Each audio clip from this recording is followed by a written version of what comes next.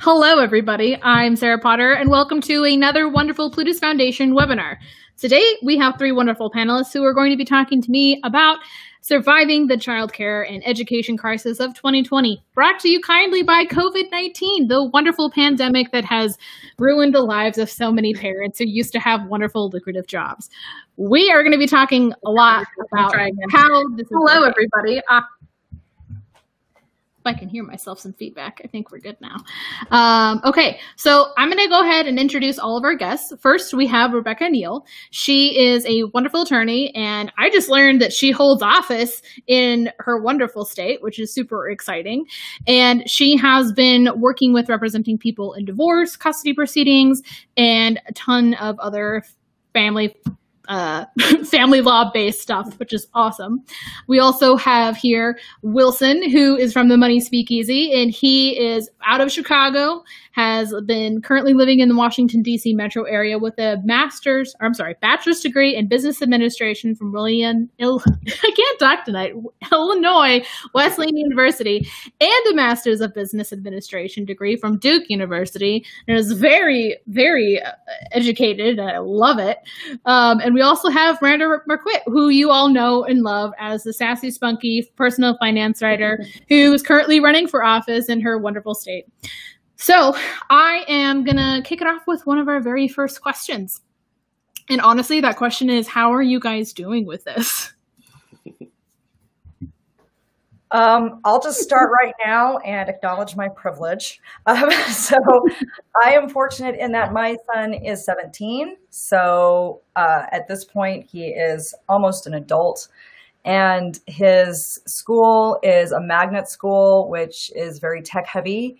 So when he has to do online stuff, it's a pretty easy transition. And because he's older, he doesn't need a lot of hand holding from me. So I am fortunate in that when it comes to having to manage my son's education, it's not that bad.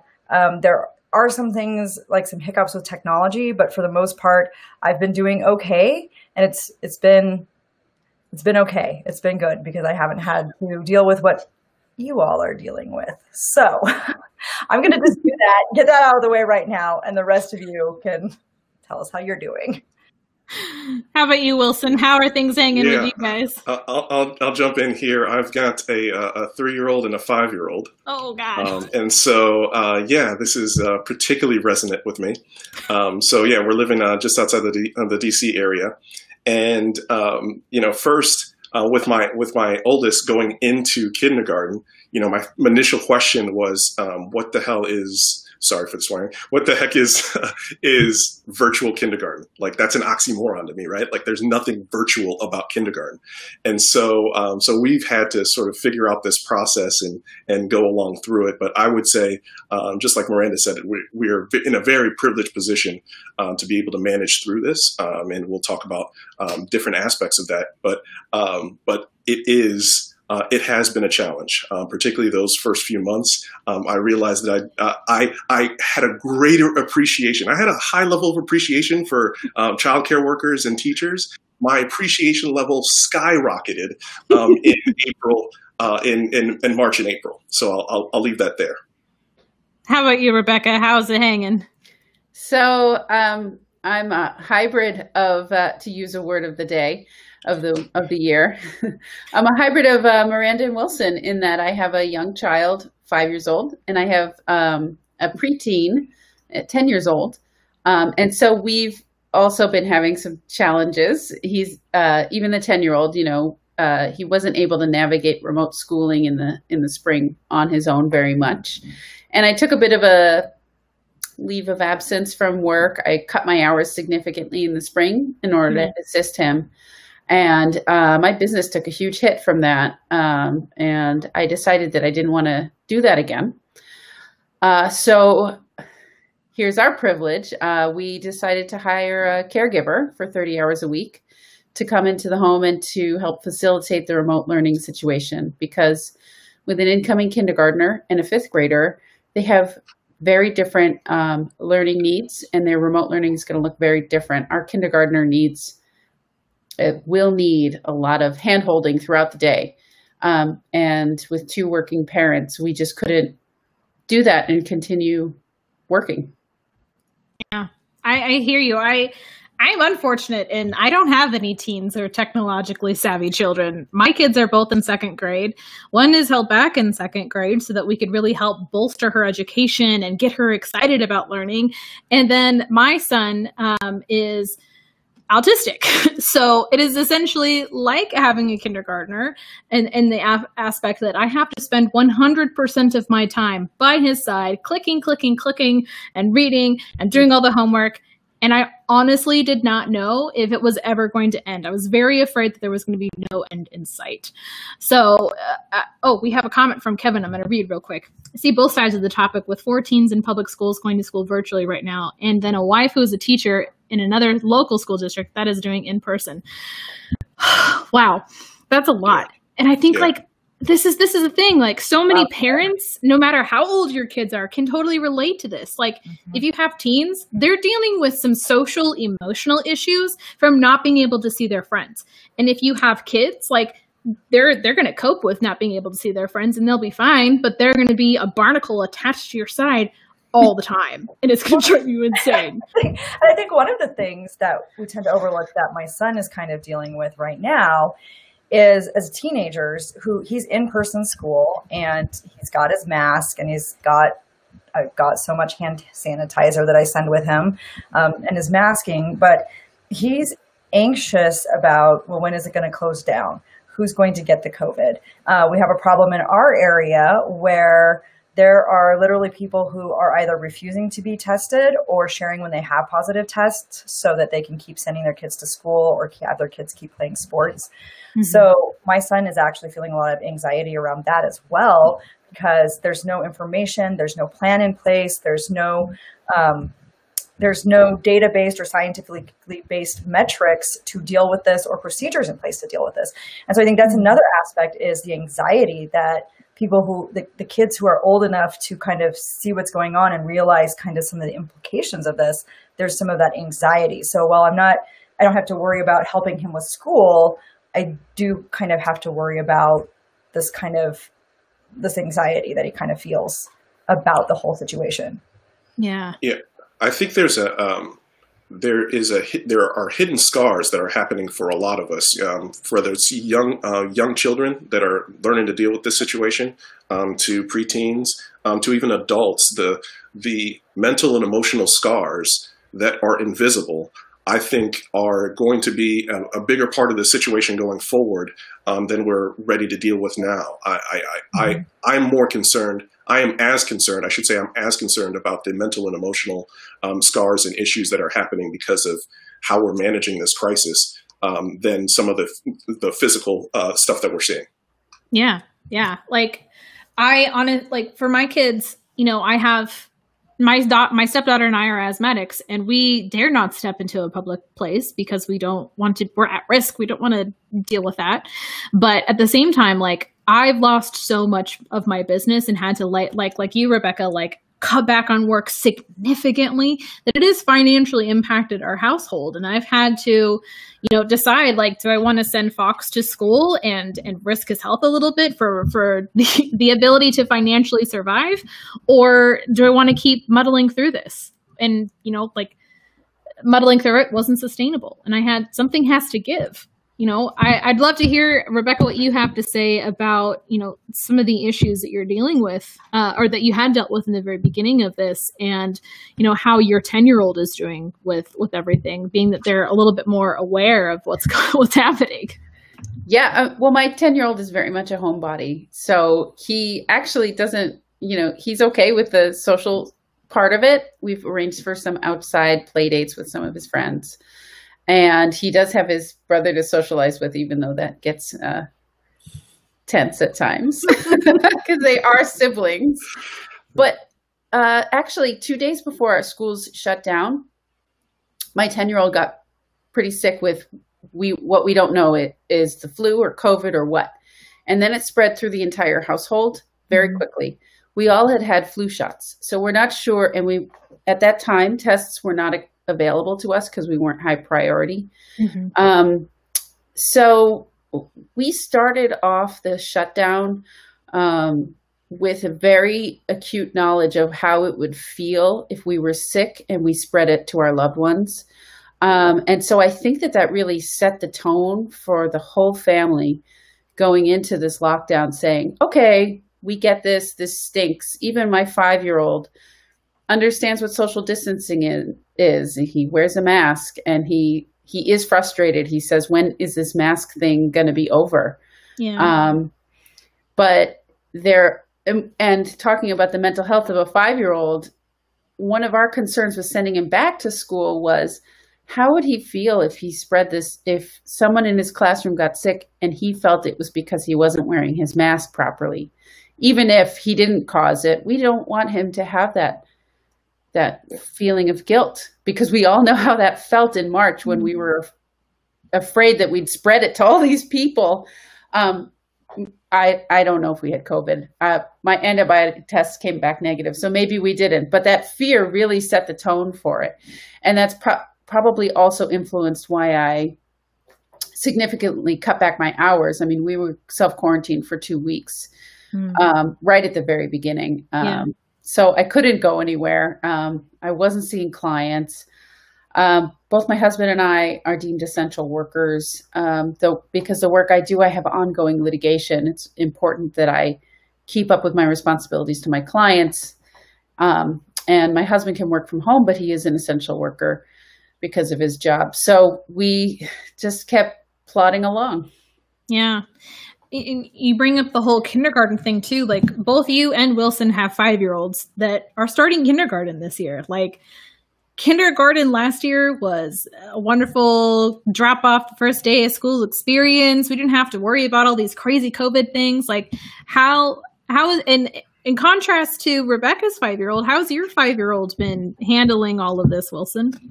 Yeah, so we're 100% virtual. And so, as I said before, I think virtual kindergarten is an oxymoron. It's a contradiction of terms. And so I was really questioning, what does this mean? Like, if we're doing kindergarten, that means that myself or my wife are sitting next to him in front of a computer. And generally for us, we limit screen time. Like, my kids watch TV for 2 hours on the weekends, right? And so the idea that my son is going to sit in front of a computer for 7 or 8 hours a day at 5 years old is just a non-starter for us. And so our discussions with the teacher, one, it's, how are we going to get a socialization aspect to it? So we did, sort of link up with some neighbors and figured out who was in his class, and at least they can start to get to know each other a bit and get socialization covered, whether that's virtual or, pods, we sort of, figure out, parents it's like that want to socialize together and get the kids socialized together. Mm-hmm. But besides that, we just determined, we literally just had a conversation with the teacher and said, look, our son is going to log in for an hour in the morning and an hour in the afternoon. Give us what you need to give us. And again, recognizing privileges, Miranda said we hired a childcare worker to come in and facilitate that, because we were splitting. My wife and I were splitting duties in March, half of March and April, and that just you got to a point, just like Rebecca was talking about, where okay, I was taking a significant revenue hit with my business. And so we just got to a point where we said, look, we have to find another solution. It's not even working the way that we're doing it, right? And so not only is the business not taking a hit, but we didn't feel like both of our children were getting the best that they could. And so when that opportunity came about to bring somebody else in the house, like a teacher, and so now our family room looks like a daycare center with pictures all about. But I think that's how we're managing going forward, is that virtual environment.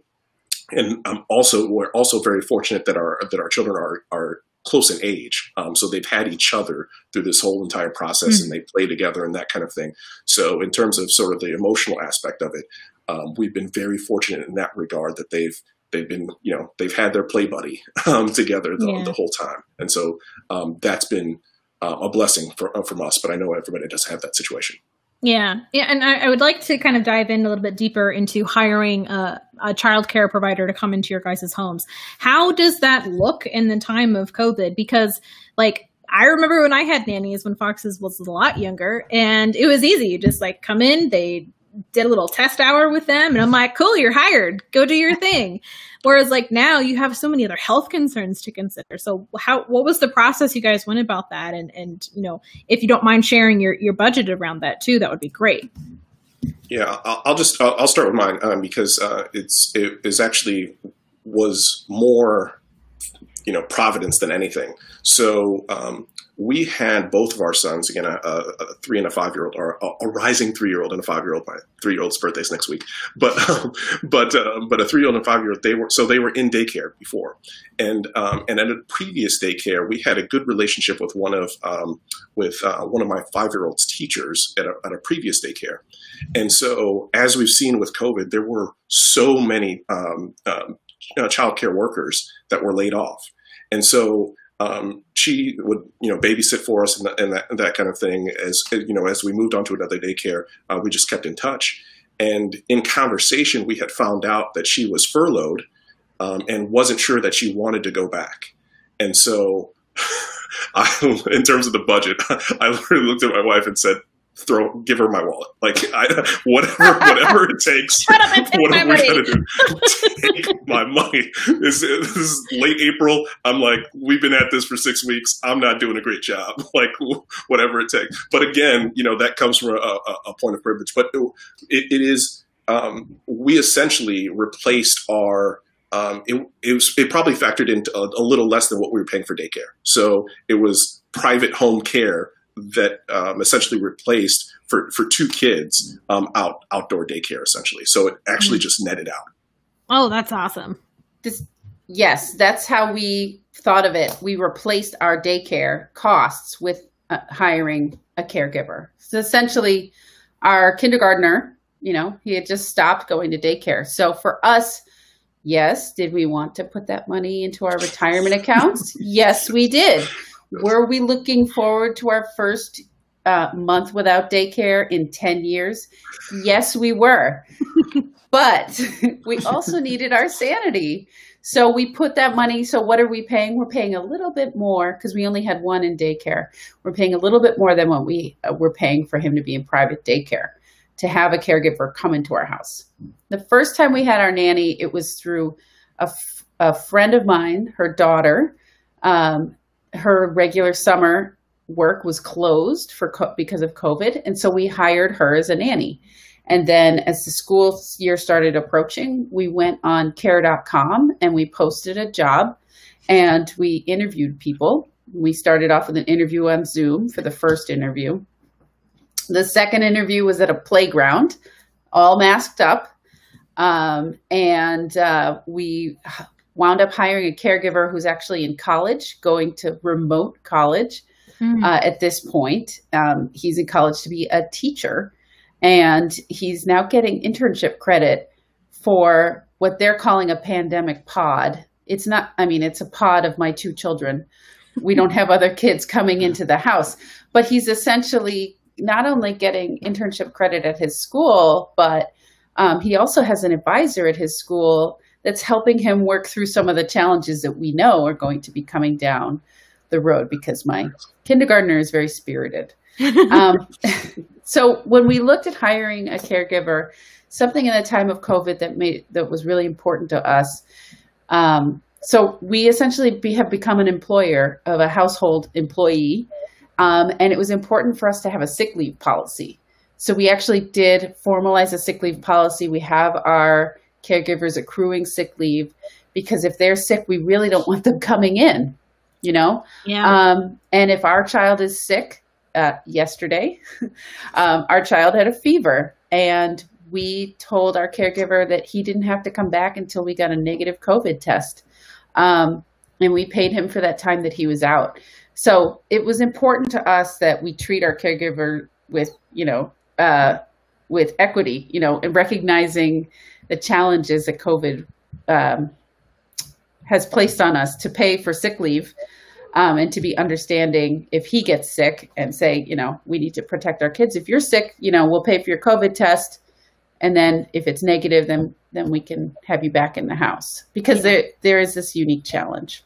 Yeah. And like, I think keeping health and safety point of mind when it comes to not just your kids, but to the people you're bringing in your home is something that a lot of people never really had to think about too much before because it wasn't as huge of a concern. Now, I want to pivot to the health and safety that school districts are providing students now for the students that have the option to go into school, or what options your guys' school districts may have been offering. And I know, Miranda, you mentioned when you were talking about your son, like the lack thereof. Yeah, I mean, I think one of the hard things is that right now is in places. So I live in a place where 46% of the population is what's called ALICE, or asset limited, income constrained, employed. So basically people who are working but still have a hard time making ends meet. And so I live in an area like that where, right, most of the people in the school district can't actually afford to get that in-home care or, you know, replace the daycare if they even have daycare to begin with. And so I know that several folks over the summer and during the pandemic were using resources like the YMCA had special care,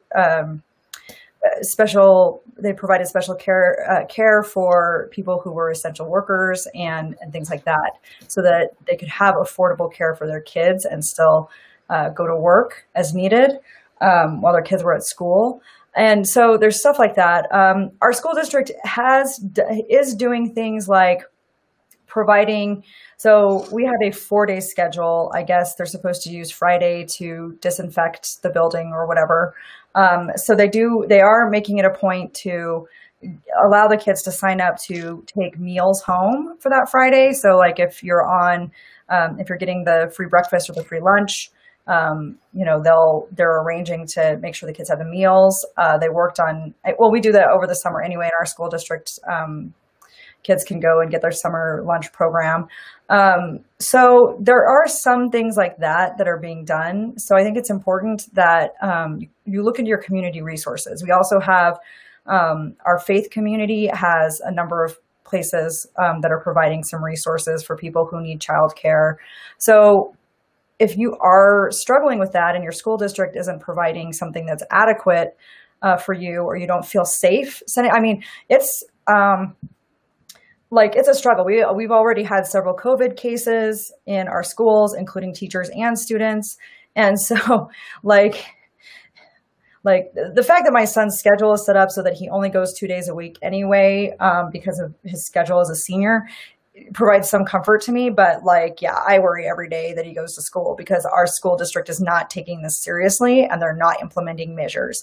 So while there are some resources out in the community to help people find that childcare and support, like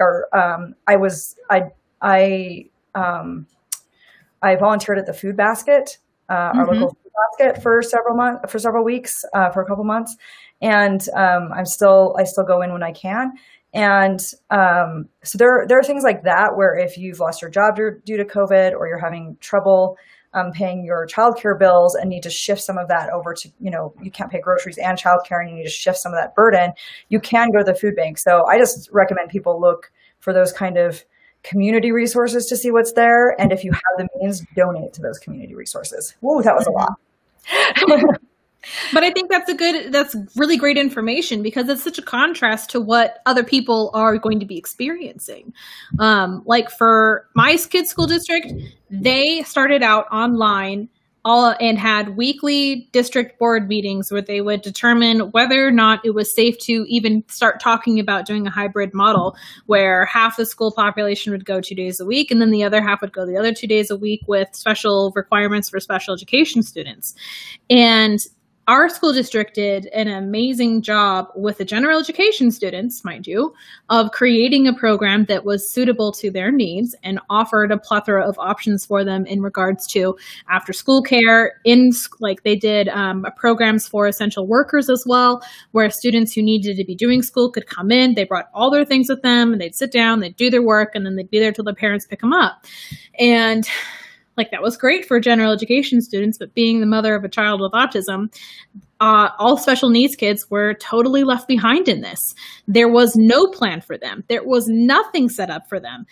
Fox didn't have a teacher until 5 days after school had started. We didn't hear anything in terms of what he'd be learning for 2 weeks after school started. And then after 2 weeks had started school, I wrote a very strongly worded email to the school district and the director of special education, informing them of my utter and complete disgust of the children in special needs that have been left behind. And at that point, they made special accommodations during the hybrid schedule that they were proposing for those special need kids to return to school. And thank the frickin' God that Fox is a Schedule C student, which just means that he gets to go to school 4 days a week and is in a very highly self-contained classroom, comparatively speaking to other kids who aren't just like him. And that is the only reason I have my sanity today, is because he started going to school on Tuesday this week. And it has been an amazing shift for us. But not everyone has a kid with autism who can go back to school and be totally fine. Whereas like with Aria, like she's still sitting in her room at her desk doing homework from 8 a.m. until 3 p.m. every single day. Her schedule is very different, and it's it was a big struggle in the beginning for her too, because the laptops school gave us were crappy and the technology that they were using was faulty and awful. And like, it's just a lot of adjusting. Like, it's like that episode in Friends when they're bringing the couch up the stairs, like you're constantly impossibly pivoting all the time. It's terrible. And it's also better than having them go to school at the same time. And, I have the privilege of being able to not work and be at home with my kids 100% of the time, but that doesn't come with all the negative financial implications that we've had to deal with over the last 7-8 months. I have very interesting stories in regards to how we've been making it. But, I think it's important for people to understand that, like, there's people who can't afford to do these things. And then there's people who are like, well, I got to deal with the cards I've been dealt. And everyone is right there with you. Everyone's losing their minds to a certain degree. Yes. You bring up such a good point about the constant pivoting. I think that a lot of us are very tired of continuing to make new decisions about new crises that come up, or new issues, problems that they need to solve. And I find, at least, with my clients, I have a lot of women who are clients, and they are bearing a lot of the mental load for the family. And they are suffering from this constant state of decisions that they have to be making for the children. Just in our town alone. So school actually hasn't started in Massachusetts yet.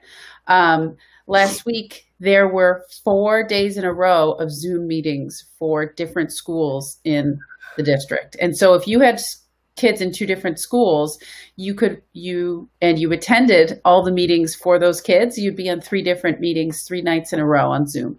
And it's so draining to hear the constant stream of problems that people need to be solving. And in addition to all of our workloads that we're doing for 2-income households, it tends to be that moms are taking on this mental load of trying to solve those problems. And not only that, but moms are also primarily taking on these childcare loads of being the default parent when they're at home. There's an article from The Conversation where it states nearly 3 in 4 U.S. moms were in the workforce before the COVID-19 pandemic, and how that has drastically changed over the last 7 to 8 months. And, with a lot of the mom business owner friends that I've had conversations with, it is insane the number of women who have just quit their job because they can't do this hybrid lifestyle, or, they're like me and they have a special needs student that needs all of their time because state workers can't come in the house. State workers aren't able to do therapy for those kids, and you can't take your kids to therapy, and virtual therapy is a freaking joke to begin with. Like, it's craziness. And, I think overall, like the census that I see is women have been impacted by this significantly more than men. And that's just with regard to, women who have had jobs outside the household. Now, Wilson, how does the work, balance in your housework with your wife? How has she been impacted? Be careful how you answer. Sorry. Yeah, no. Totally comfortable. I think, so first I want to say that, and I want you to hear me clearly, that I hope, my hope for this situation is that we understand this child crisis as an American issue, as an issue, a crisis that faces all of us, that it impacts all of us, whether or not you have children, man, woman, child, it impacts all of us first. And because my hope is that it's not pigeonholed as a women's issue.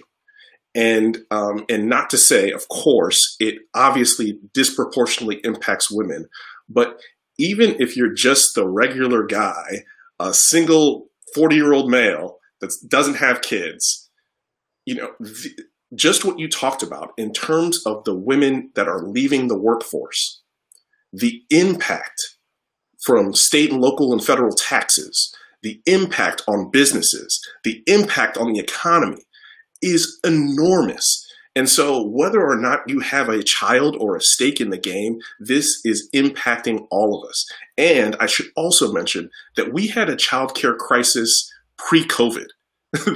All this stuff was happening pre-COVID, much like the healthcare situation. Amen. COVID had exacerbated an existing issue.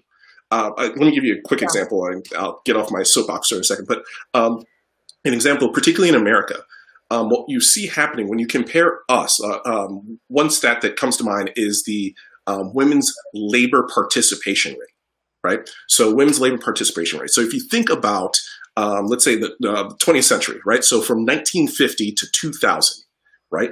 Women's participation in the workforce essentially doubled, right? From 30% all the way to just over 60%.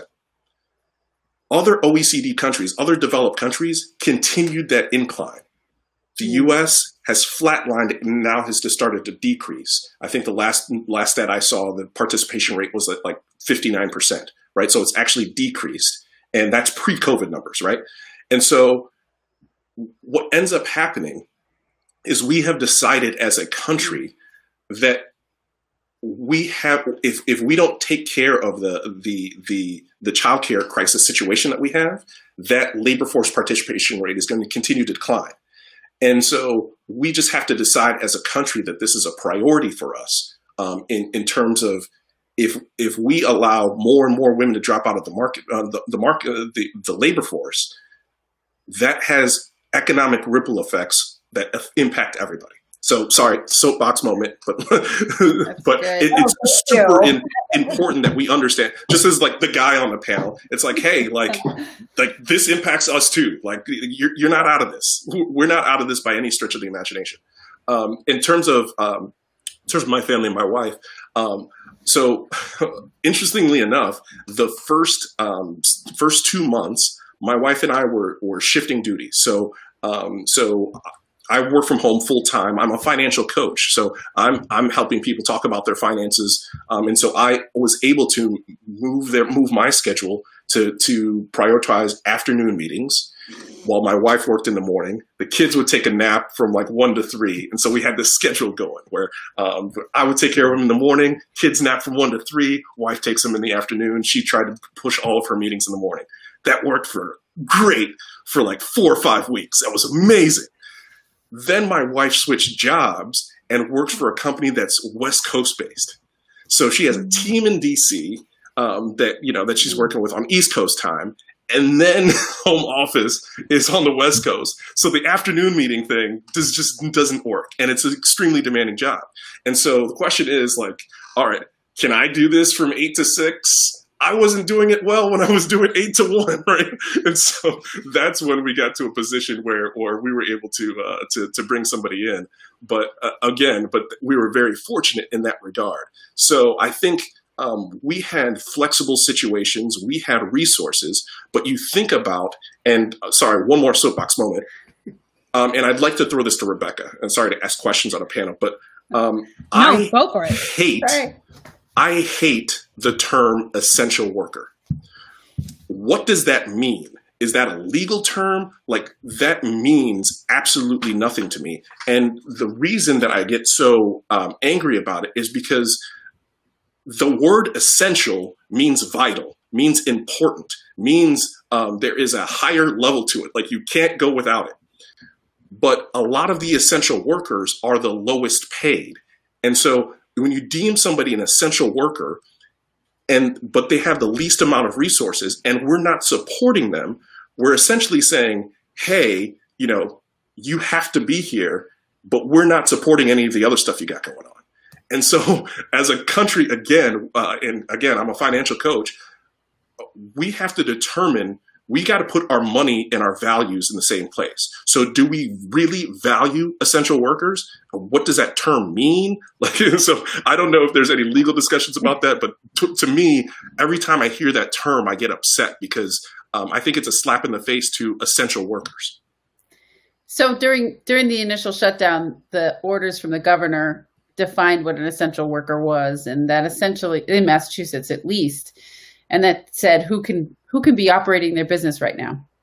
So that's the term that I was using based on the fact that, I fit into those definitions. And so I was allowed to operate my business. So for example, restaurants, initially, restaurants were not able to operate any in-person dining. They weren't deemed essential in that regard on that order from the governor. So that's the term that I was using. I absolutely see where you're coming from. We had this situation where teachers are starting to be deemed essential workers, and when we start opening things up, that's when unemployment stops being available to those folks who had already been receiving it because their workplaces were closed, because they couldn't be open safely. And then when we start opening too soon, then they get their jobs back, right? But then they're forced into this impossible choice. Do I sacrifice my health and safety because there isn't adequate PPE at my job site, but I need the funds? Or do I quit and not continue to be eligible for unemployment because someone's deemed me essential or allowed this workplace to be open despite not having adequate safety in place? Yeah, I think the whole idea of essential worker is very frustrating. And that kind of takes me to another tangent, a couple of different tangents. I want to circle back to the economic impact that you mentioned, Wilson. Like, mm-hmm. I see this. I remember 2008. I remember that crash. I lost my job. I lost college money. Like, my family lost everything. I feel like the economic impact is as significant to me now during COVID as it was during 2008. Like, what are your guys' thoughts on the economic impact of COVID on teenagers and the younger folks in college? Well, I guess for me, first I'd start with women in general, right? And so we're talking about the female wage gap, right? The male-female wage gap, and so that wage gap was it's a focus for people to try to close that wage gap in terms of men and women getting paid the same. But clearly, since we haven't prioritized childcare, mm-hmm. On a national scale. That has a disproportionate impact on women in their careers. And if you think about your 20s and 30s, where, from in terms of your income and trying to ramp up, when you look at, if you look at a graph of most people's income, right, your 20s and 30s are where you're growing your income to a certain level. And, you probably peter out, you probably level off into your late 40s and the 50s, right? Mm-hmm. But just like if you think about retirement, right? You're putting away for retirement. in your 20s and 30s, and let's say you start taking out money out of your 401k, right? In your 30s, right? And it's never able to recover as fast as if you just continue to put into your 401k the whole time. I think that is the impact on women generally in terms of their economic mobility, is that because we haven't decided that childcare as a nation is a priority for us, women's ability to earn and produce and pay taxes, just in case, for the people that, that don't care about other people and don't care about other people's kids, that ability to grow our economy is stalled. And think about all the talent that is taken out of the workforce because we haven't made the decision that childcare is a priority for this country. So to me, that is the impact on an individual basis. I think, like I said, in terms of the income that stalling out when people take time out of the workforce, right? Let's say they were, they came in, let's say they were making $50,000. They had children, $50,000. Then like 5-10 years later, their skill set may be the same as it was, and they're looking at jobs that are making $50,000 10 years later, right? Whereas if they were able to stay in the marketplace, they might have a 6-figure and above income by now, right? And so, and that just doesn't affect women. We have more female-headed households and breadwinners than ever, and so it's impacting whole households. And so that's kind of my message overall, is that like, this is not a women's issue. This impacts all of us. So that's my soapbox. Sorry. I'll listen to you some more. I mean, my response is just like, yes, I agree. But I think one of the things I think Michael, not Michael, sorry. I think Wilson is totally, completely correct when he says, this is exposing problems that we had before COVID. And they're just more pronounced now because more people are being impacted by them. And, more people are seeing the impacts. And I think the hard thing and the challenge that we have right now is, what do we do going forward? We're going to have to try and get through this. And we can get through this by, if you have the resources, by hiring extra help, trying to do that, or cutting back from work. And then if you do that, that means you're going to have to cut back on your budget and reassess where you're putting your money. And all of these things have ripple effects through the community and through your individual household. And then if you don't have the resources, you're going to have to turn to community resources to see what you can do. And so far, our safety net has been inadequate to meeting our community needs in general. And since COVID, we are seeing that it's more than inadequate. When we start seeing, rent evictions, how does that happen with, families with children? I mean, it affects everybody, but then you've got the ripple effects when you have families with children that are being evicted. So there's a lot of that stuff that we're going to see as we get through this economy, because people are relying more heavily on resources. And if you need community resources, if you need to go to the food basket, if you need to apply for unemployment benefits, if you need to apply for all of these things, definitely do it, and try and do it as soon as possible to help make up for what you're paying in childcare or what you had to take in terms of cutting back your work because of children.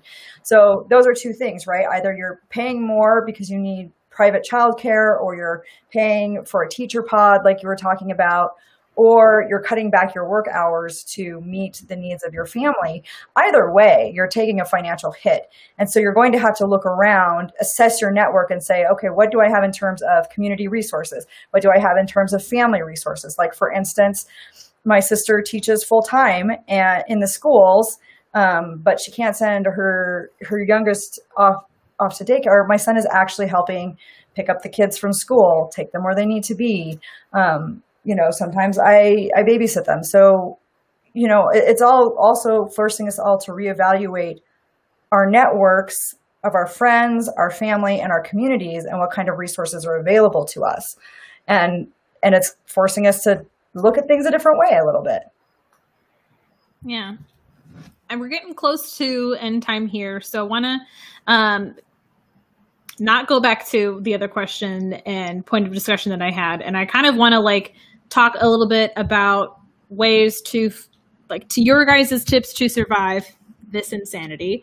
And then I also want to point out Bethany is going to be sharing some COVID-19 resource page put together by iHeart Budgets. It's this amazing, huge, long, extensive page with tons and tons of resources you guys can use.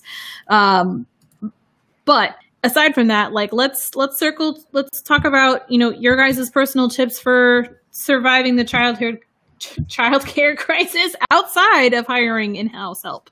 If you don't have that option, what are some ways that we can cope with this? So, as a divorce attorney, I work with a lot of clients who are co-parenting in separate households. They've divorced. And I've found actually that the majority of them have been able to work together. It's been really nice to see, because sometimes I see them at their worst when they're really fighting. So at the beginning of the pandemic, it was really wonderful to get reports from my clients and former clients that they'd been working together to kind of switch schedules, to modify their parenting schedule so that it worked with their work schedule and balanced the children's school schedules. So for parents who are in separate households, I've found that they're already 6 months into trying to make this balance. And I think that continuing to work together may start to be a strain as everybody deals with a new school schedule. But I would like to suggest that they encourage them to continue to keep that communication open and those strategies. Keep talking about strategies for balancing those things. I've talked to a lot of parents who say, well, I don't have the kids 50% of the time, so that's when I get my work done. All the work that I can get done that's not during business hours, I wind up working 2 10-hour days. And then when I have the kids, I can focus on them mostly during that day for their remote learning time. And if you find that you're having trouble having that conversation with your former spouse or with your co-parent, there are online mediators who work via Zoom that will be happy to help you problem solve with that. I know that they would be, there are a lot of them available. I'm a mediator myself, so I have a whole network of mediators that I know are ready, willing, and able to help parents navigate this challenging time. And sometimes it just takes a little bit of communication and problem solving, and you can get on the other side of that. I think the other thing that I would like to encourage is to just anticipate that at some point you're going to be called into school to pick up your child, or your child is going to have to be home quarantining, even if they are in a hybrid model right now, and to anticipate that time off and modify whatever you can to anticipate that, whether it is banking vacation time, or if it is investigating what your CARES Act policies are at work for taking time off for a sick family member. Make sure you know what those are, so that when that happens, you know it's going to happen. You just don't know when it's going to happen. So when it happens, you have less uncertainty to navigate, and you have some facts that can help you make a decision at the spur of the moment. Love that you got the co-parenting aspect in there, because as a mom and a stepmom who has to deal with my ex and his ex, it is incredibly challenging. So thank you. Mediators are a godsend, and we entered into a custody battle in the midst of the pandemic, and that's been very interesting. But that's another story for another time. Miranda, how about you? I know you've mentioned so many resources and so many other amazing, wonderful things that you've been doing in your community. Do you have any other resources or ideas on how to survive, or how to help your teens specifically survive? Yeah, I mean, really, it comes down to figuring out, what you can best do to protect yourself and your family and those around you. So for us, it's been carefully, like my son's friends, he has a small core group of friends. and their families have also been very careful and everything else, so they can get together a little bit. We make sure that we wear masks when we're out. We make sure that we have plenty of hand sanitizer, that we're following the guidelines. But I think, when you're looking at this and everything, now is the time, if you're not already in a crisis situation, if you're already in a financial crisis situation, definitely look at that iHeart budget resources list, the financial resources list, definitely look at that and everything. But if you're not in a crisis situation yet with your finances, now is the time to start looking at where you can cut back, where you can bank those sick days, where you can save a little bit of money and prepare for what's next. Because sorry to be a Debbie Downer, but there are plenty of places where it's going to get worse before it gets better, and we don't know what the economic impacts are going to be of this. And of course, nobody can predict what the economy or the stock market or anything will do. But if you're not in a crisis situation yet, now is the time to prepare ahead of time and do what you can to shore things up, because we will get there. Yeah, I would totally piggyback on everything Miranda said. As a financial coach, working with clients, this is the time. If you're not in a crisis situation right now, you need to be prepared for the crisis situation in the future. And so, are we still considered in the first wave? Is that? I don't know. We stopped talking about waves a few months ago. It's been one big wave. So we haven't even gotten to the second. So I think from a financial standpoint, when I'm coaching my clients, one of the questions that I always ask is, if I look at your bank statement, does your bank statement reflect your personal values and priorities? Right. And so I think evaluating your spending and saving on that level, are you spending more on Starbucks than you are saving, right? Like, that's not a judgment call. It's, you're just asking yourself by the dollar amount, which one is more important? And am I spending the most on what's most important to me and the least on what's least important to me? So I think that evaluation is super important, just to understand and be intentional about what you're doing with your money, because right now in times of great uncertainty, cash is king. Right. We talked about, pushing the couch, the Friends episode, pushing the couch, being able to be flexible, and having cash allows you to be flexible and have, and to be able to make moves, because we've been literally adjusting every single month. There's just like a new thing every single month that we have to do, and change around everything that we thought that we were going to do in the first place. And so that would be one thing from a financial standpoint, is understanding that and focusing on that. The other thing, not necessarily financial related, is that this time is super important in terms of your mental health. And so how you find space, whether that's meditation, prayer, what you do to be able to create space to deal with the anxiety. Like, I feel like this situation, particularly as parents, we are in fight or flight mode all day.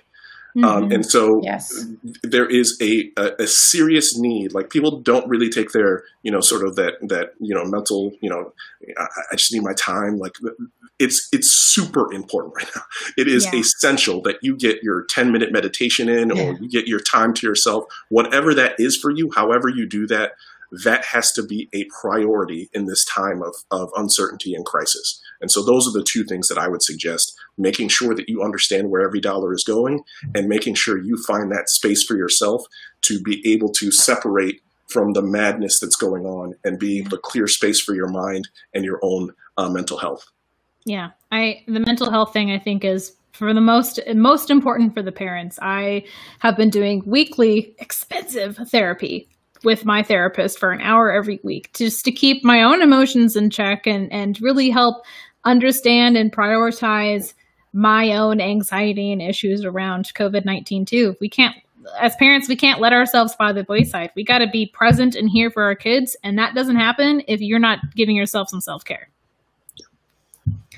All right. Absolutely. We got 2 minutes left, so I'm going to take those minutes to thank you all for being on this webinar with us today and sharing your beautiful minds with us, as well as every ounce of information. Bethany's been sharing tons of awesome things in the comments. I'm like doing this Vanna White thing with nothing, like whatever. Anyways, she's been sharing a lot of really awesome, wonderful links, and you'll see that Wilson's financial coaching is in there. If you need a mediator or assistance with co-parenting, Rebecca's information is in there. Reach out to these people. Look at Jacob Wade's iHeart Budget's COVID-19 financial resources list. I almost called a playlist, which is a school thing, not this. And really dive into understanding the resources that you need. Make a priority list. Understand what you need to do to be present and here and sane. Keep yourself sane by doing whatever necessary within the moral boundaries of life, of course. Thank you all for joining us tonight. We appreciate your time, your energy, and go get a glass of wine or a beer or go take a hot bath and relax, mom and dads. You got this. Thanks for having me. Thank you so Rebecca. much. Thanks, Wilson. Thank you, Miranda.